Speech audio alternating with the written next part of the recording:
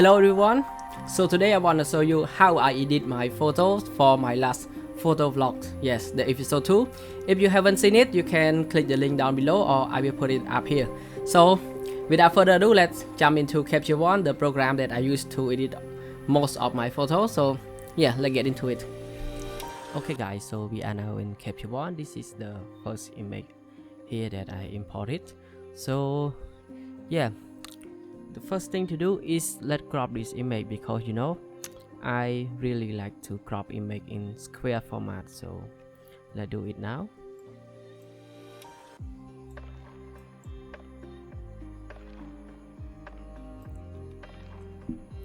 Okay, because this image is a little bit darker, so I need to add more exposure to it.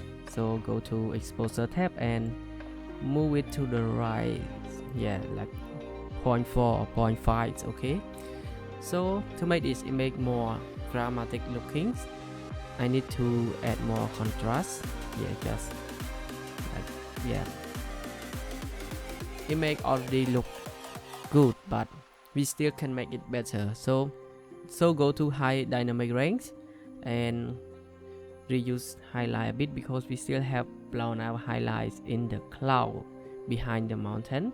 Bring back shadow a bit, not a lot, because we just want some little detail in the shadow. So now let's add some white. Actually there is no like a really bright thing in this image, but to make it a bit more dramatic, so just reuse, add the black to -24.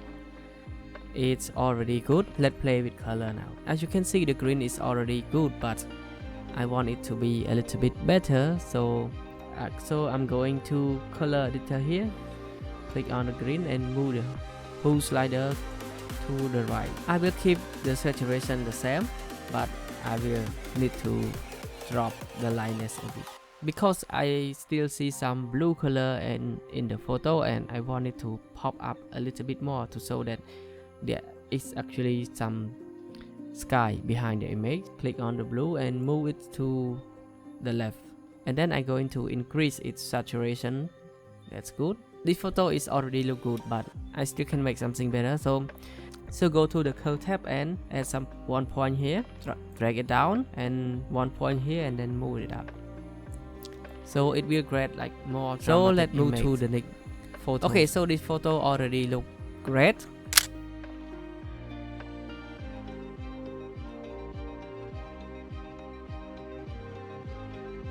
Yes, this is the nicest photo that I want to show you, because I want to crop it to square format. That's why I keep the tree in the middle. So let me crop it to my liking. Yeah, move it a bit. I don't really apply edit a lot to every photo, because I already have the look that I made on the first image here. So I just copy and then go here and pass it on to these photos. So as you can see, the photos still look a bit brighter. So all we can do is go to exposure tab and then move the exposure to the left until, yeah, okay, yeah, that is what I want it to look like.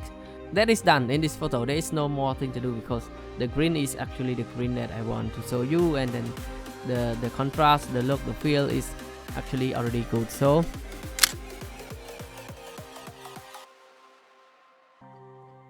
let's move to the third photo.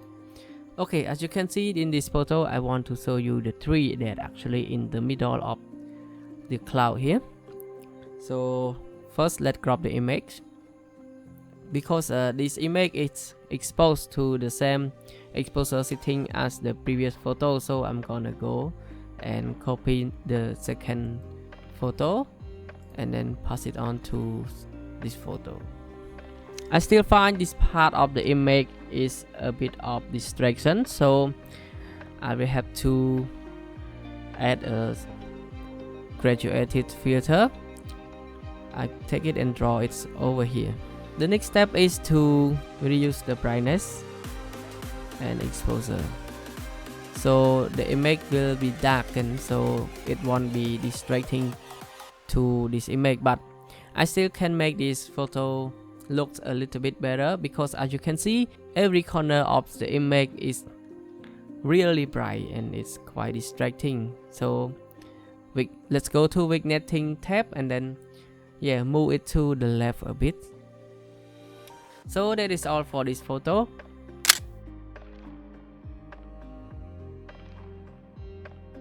Let's move to the last one. Again, the first thing that we need to do is to crop this image. As you can see, this photo has similar exposure to the first photo, so I'm gonna go there again, click copy and then pass it on to this image. I still feel a little bit warm in this photo, so let's go to white balance tab and yes, move it to the left a bit. Okay, so that's good. Now let's see if the photo is matching together before we export.